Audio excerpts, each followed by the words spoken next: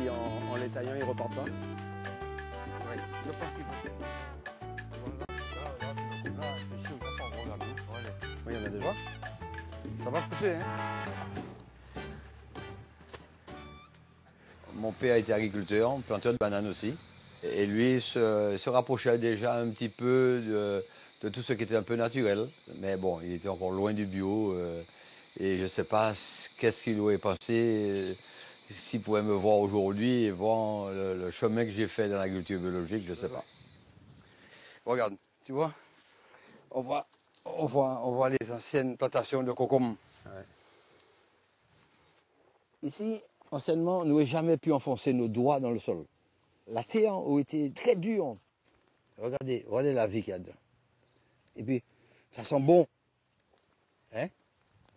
En décembre, on a replanté cette parcelle.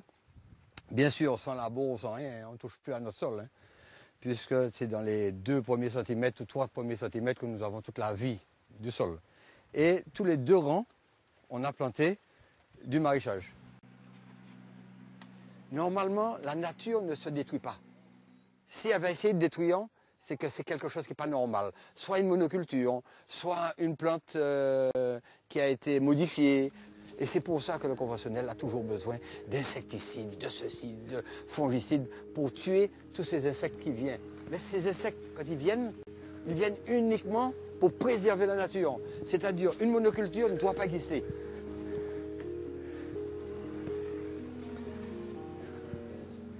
Ça a été assez difficile au moment de se lancer, d'arriver à changer, la main-d'œuvre qui a augmenté, les machines, les engins aussi. Il a fallu trouver une solution pour mécaniser le plus possible le travail des cultures. Donc du coup, on s'est restreint. Moi, je suis parti. Ils se sont battus, ils ont réussi.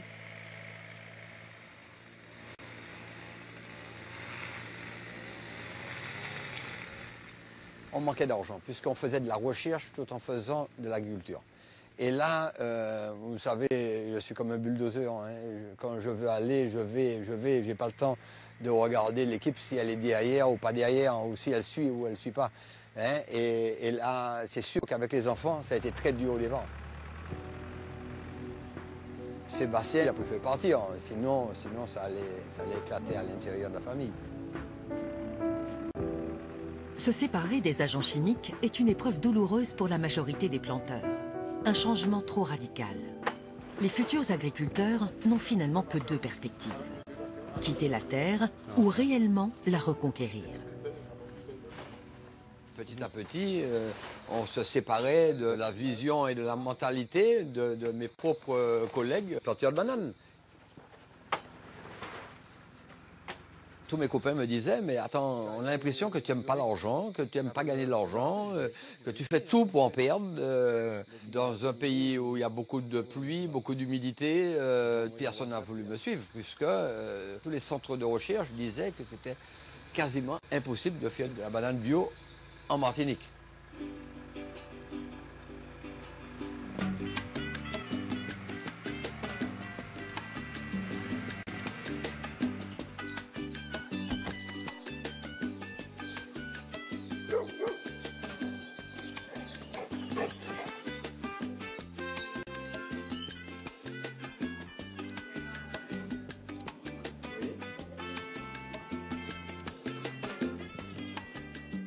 Ouais, on t'attend.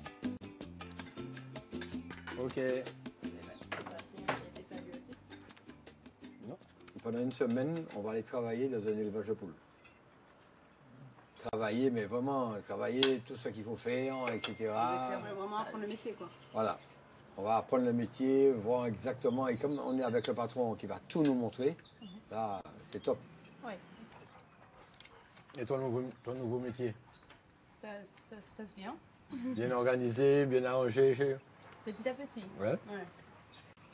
Vas-y, fais son nid. On met ma table, ça parle de boulot. Ouais. Tout le temps. On s'appelait, c'était pas pour dire ça va. Non, c'était le boulot. Mais il voulait bien faire. Il voulait bien faire, que ça soit carré, que ça soit droit, qu'on avance, qu'on réussisse. Et moi, j'avais pas la force psychologiquement de continuer. Non, il y avait une pression pour toi aussi. Oui, parce que je devais donner des résultats à Monsieur Larougerie, qui n'était pas souvent Content? Satisfait? Satisfait, surtout satisfait. Mais je pense qu'on avait... tu étais tombé à un mauvais moment. On venait de commencer, on avait des difficultés, on n'arrivait pas à trouver les bonnes formules, on n'arrivait pas à reproduire nos micro-organismes, on n'arrivait pas... Ouais, on avait de gros problèmes et au niveau tonnage, les tonnages avaient chuté énormément. Et donc financièrement, c'était une cata. Et je pense que c'était une pression qui était trop forte pour toi. Oui, vraiment. C'était psychologiquement, au final, tu perdais la famille, hein. Oui. Surtout au début. Hein, la première chose, c'était la famille. Ce qui est pour moi immense. Pour moi, la famille, c'est sacré. Donc j'ai préféré arrêter, trouver peut-être autre chose à faire, m'occuper de mes enfants et garder ma famille à moi. Voilà, la complicité qu'on avait. Et retrouver ton papa chéri. Oui, exact. Que j'ai retrouvé. Tu as fait un break. Après, maintenant, tu vas travailler avec ta sœur qui est en Guadeloupe. C'est très bien, ça t'amène autre chose. Et puis qui dit peut-être qu'un jour tu vas revenir.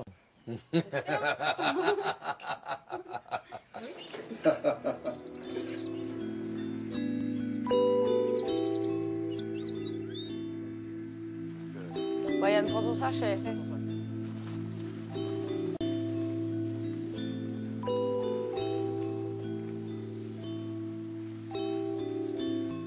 Le cœur de cette agriculture biologique, c'est les micro-organismes qu'on récupère dans la forêt.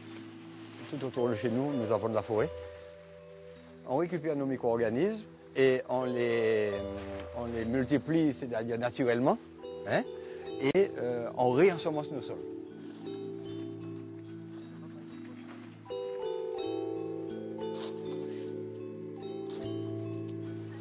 C'est une forêt magique. La vie. On retire les feuilles qui viennent de tomber et on prend les feuilles qui sont déjà mangées, en fait, qui commencent déjà à pourrir. On récupère les feuilles qui commencent à être mangées par les micro-organismes. Brian ? Toute la pollution qu'on a pu mettre avant, comme glyphosate ou comme nématicides ou fongicides, etc., eh bien voilà, eh bien, les micro-organismes renettoient le sol et on arrive à dépolluer nos sols grâce à cette agriculture biologique.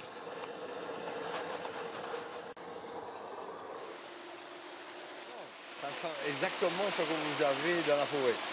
Exactement les micro-organismes de la forêt que vous ressentez, mais multipliés par je ne sais pas combien. Ça sent le sous-bois.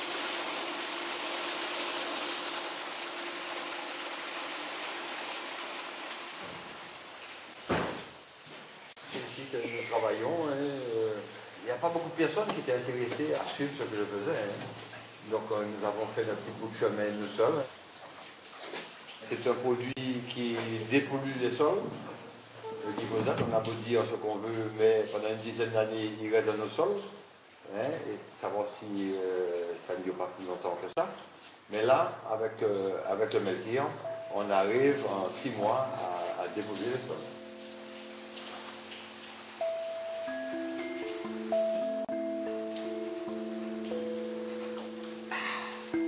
Alors, c'est bon, pas bon?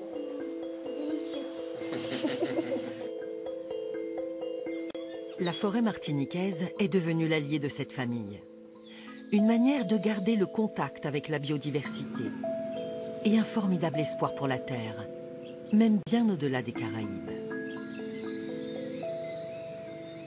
Les gens ont peur de parler, de dire qu'ils sont en difficulté.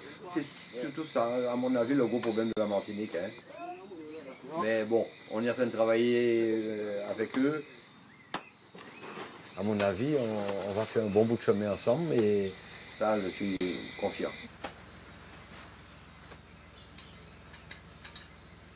On a un personnel qui comprend l'enjeu qu'on a aujourd'hui. Attends. OK.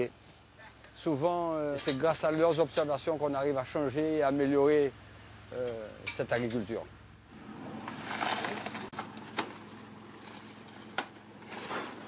C'est tout un équilibre, non seulement un équilibre social, mais humain, c'est bon, humain et ergonomique.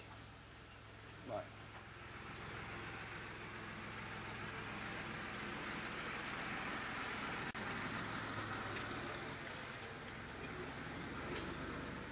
Nous avons aujourd'hui plusieurs planteurs qui sont intéressés, planteurs de bananes, qui sont intéressés à passer en bio. Hein.